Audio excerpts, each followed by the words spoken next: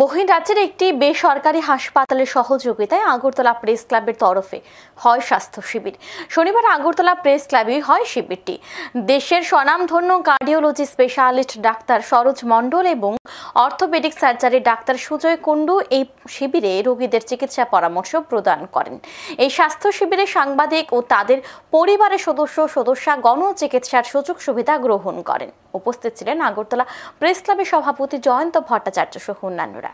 সভাপতি জানান, বিভিন্ন সময়ে ক্লাবের সদস্য ও পরিবারের সদস্যদের জন্য স্বাস্থ্য শিবির করা হয়। বিস্তারিত কি রয়েছে দেখে নেব।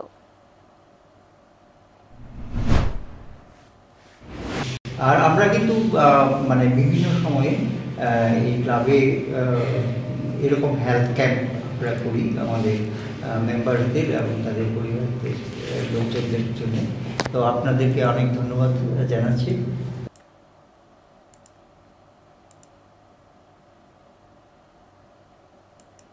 এখন সময় বিরতির সঙ্গে থাকুন।